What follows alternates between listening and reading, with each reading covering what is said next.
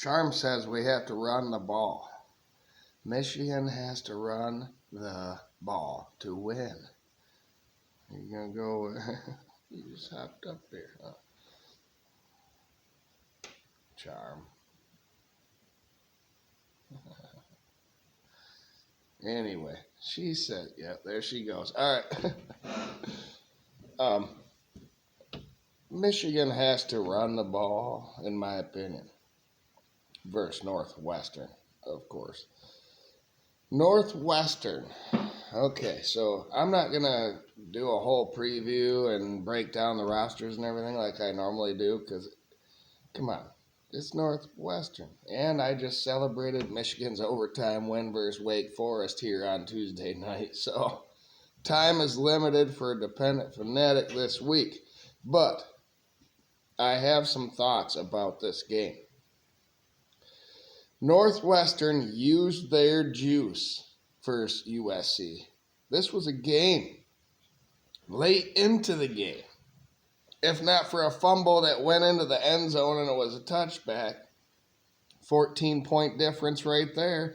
And then who knows what Northwestern could have did on the road in LA versus USC.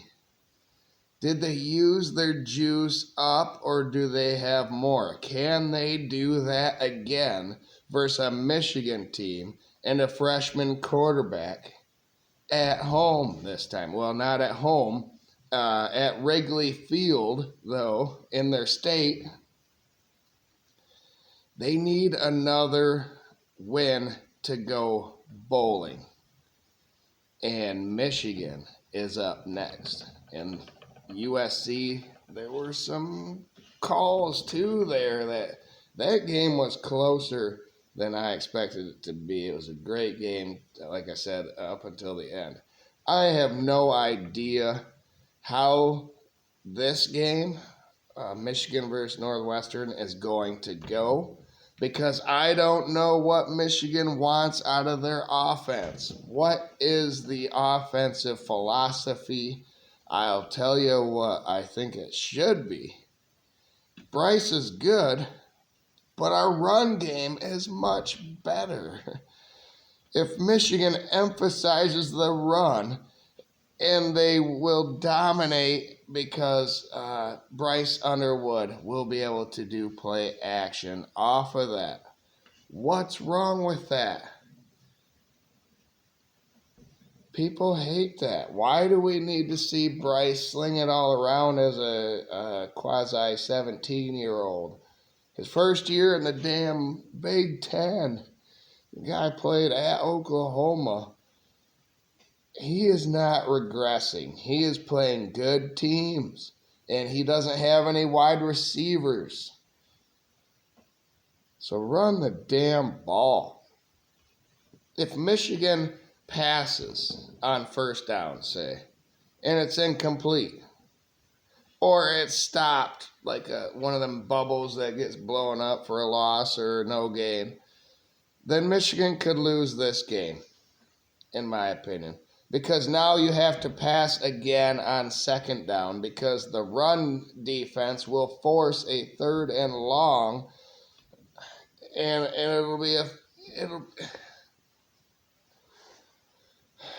Michigan has to run the ball to set up a third and short, and then Bryce and things can happen. But if you're passing the ball, and it's incomplete on first down, you have to pass the ball on 2nd and 10 too because the defense already knows that you're going to run the ball, especially Michigan, on second down to try and make it a third and manageable. So that's going to be stuffed. So you have to pass the ball on second down if first down is incomplete and you're asking too much of this quarterback without wide receivers. And then it's third and long. That cannot happen.